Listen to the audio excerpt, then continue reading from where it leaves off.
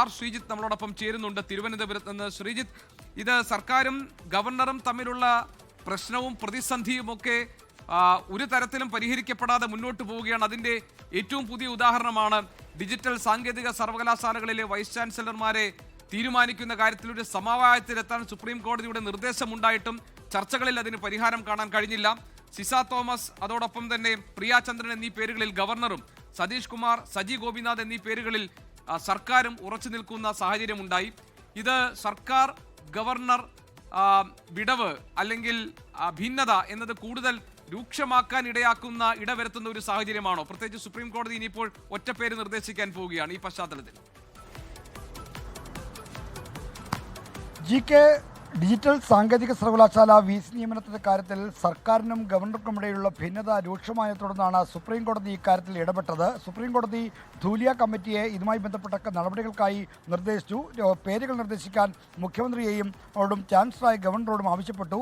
എന്നാൽ രണ്ടുപേരും, ഗവർണറും ഒപ്പം തന്നെ സർക്കാരും വിരുദ്ധ ധ്രുവങ്ങൾ തന്നെ നിൽക്കുകയാണ്. ഇന്ന് സുപ്രീം കോടതി കേസ് പരിഗണിക്കുന്നതിന് മുന്നോടിയായി ഇന്നലെ സർക്കാരിൻ്റെ ഭാഗത്തുനിന്ന് പേരിനൊരു സമവായ നീക്കം നടന്നിരുന്നു. മന്ത്രിമാരായ P രാജീവും അതോടൊപ്പം തന്നെ ഉന്നത വിദ്യാഭ്യാസ മന്ത്രി R ബിന്ദുവും ഗവർണർ രാജേന്ദ്ര വിശ്വനാഥ് അർലേക്കർ ഇന്നലെ 9:30 ലോക്ഭവനിലെത്തി കാണുകയും സർക്കാർ നിലപാട് അറിയിക്കുകയും ചെയ്തു. സർക്കാർ നിലപാട് എന്ന് പറഞ്ഞാൽ ഈ സതീഷ് കുമാറിനെയും ഒപ്പം തന്നെ സജി ഗോപിനാഥിനെയും ഡിജിറ്റൽ സാങ്കേതിക സർവകലാശാലയിൽ VC-മാരായി നിയമിക്കണമെന്നാണ്. സജി ഗോപിനാഥിനെ ഡിജിറ്റൽ സർവകലാശാലയിലും സതീഷിനെ സാങ്കേതിക സർവകലാശാലയിൽ നിയമിക്കണമെന്നാണ് സർക്കാരിൻ്റെ താല്പര്യം. എന്നാൽ ഗവർണർക്കാകട്ടെ സാങ്കേതിക സർവകലാശാലയിൽ ഡോക്ടർ സിസ തോമസിനെ VC-ആയി നിയമിക്കണമെന്നും ഡിജിറ്റൽ സർവകലാശാലയിൽ പ്രിയ ചന്ദ്രനെ നിയമിക്കണമെന്നുമാണ്. ഈ രണ്ട് കാര്യങ്ങളിലും വിട്ടുവീഴ്ച ചെയ്യാൻ ഇരുപക്ഷവും തയ്യാറായില്ല. സിസ തോമസിനെ എന്തുകൊണ്ടാണ് സർക്കാർ എതിർക്കുന്നതെന്ന ചോദ്യം ഗവർണർ ആവർത്തിച്ച് സർക്കാരിനോട് ചോദിക്കുന്നുണ്ടായിരുന്നു. അവർക്ക് അയോഗ്യതയുണ്ടായിരുന്നെങ്കിൽ എന്തുകൊണ്ടാണ് പല വിദഗ്ധ കമ്മിറ്റികളിലും അവരെ സർക്കാർ അംഗമാക്കി നിയോഗിച്ചത് എന്ന ചോദ്യവും ഇന്നലെ ഗവർണർ മന്ത്രിമാരോട് ചോദിച്ചു. മന്ത്രിമാർക്ക് അതിന് കൃത്യമായ ഒരു മറുപടിയില്ല. നിങ്ങൾക്ക് രാഷ്ട്രീയമാണ് പ്രശ്നമെങ്കിൽ ആ രാഷ്ട്രീയത്തിൽ നിന്ന് തരാൻ താൻ തയ്യാറല്ല എന്ന നിലപാടാണ് ഇന്നലെ ഗവർണർ സ്വീകരിച്ചത്. എന്തായാലും ഇതാണ് പ്രധാനപ്പെട്ട തർക്കവിഷയമായി നിൽക്കുന്നത്. ഇനിയിപ്പോൾ GK സൂചിപ്പിച്ചതുപോലെ ധൂലിയ കമ്മിറ്റി ഒരൊറ്റപ്പേരായി നിർദ്ദേശിക്കുമ്പോൾ വീണ്ടും കേരളത്തിൽ ഗവർണർ സർക്കാർ പോര് കടുക്കുമെന്ന കാര്യം ഉറപ്പാണ്. മാത്രമല്ല, അങ്ങനെ ഗവർണർ കോടതി നിർദ്ദേശിക്കുന്ന പേര് ഒരുപക്ഷേ സർക്കാരിന് പൂർണ്ണമായും തൃപ്തിയോ സ്വീകാര്യമായോ ആയിരിക്കാൻ സാധ്യതയില്ല. അങ്ങനെ വരുമ്പോൾ ഈ ഡിജിറ്റൽ സർവകലാശാലയിലും സാങ്കേതിക സർവകലാശാലയിലും വീണ്ടും പ്രതിസന്ധി തുടരാനുള്ള സാധ്യത കൂടി നമ്മൾ ഈ ഘട്ടത്തിൽ കാണുന്നുണ്ട്.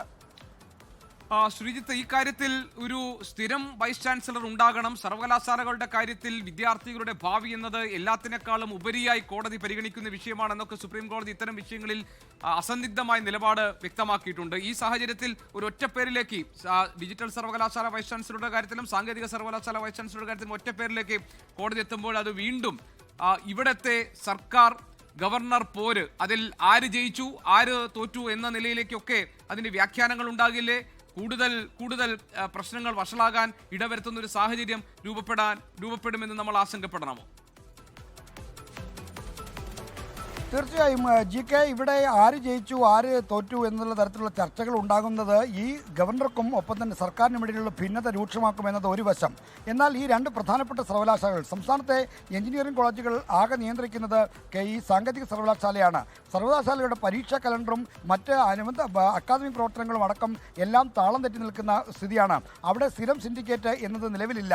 മാത്രമല്ല, ഈ പരീക്ഷാ കലണ്ടർ, അവിടെ സർവീസ് പ്രൊവൈഡർമാർക്ക് പണം നൽകൽ, ജീവനക്കാർക്ക് ശമ്പളം നൽകൽ തുടങ്ങിയ കാര്യങ്ങളെല്ലാം തന്നെ അവതാളത്തിലായ ഘട്ടമുണ്ട്. ഈ ഘട്ടത്തിലാണ് ഈ സ്ഥിരം VC നിയമനം എന്ന ആവശ്യം സർക്കാർ കൂടി മുന്നോട്ട് വെക്കുന്നത്. ലോകത്തെവിടെയായാലും ഏത് സമയത്തും 24 വാർത്തകളും ഓഗ്മെന്റഡ് റിയാലിറ്റി പാക്കേജുകളും എക്സ്പ്ലെയിനറുകളും വിശദമായി കാണാൻ ഞങ്ങളുടെ YouTube ചാനൽ നിങ്ങൾക്ക് സബ്സ്ക്രൈബ് ചെയ്യാം.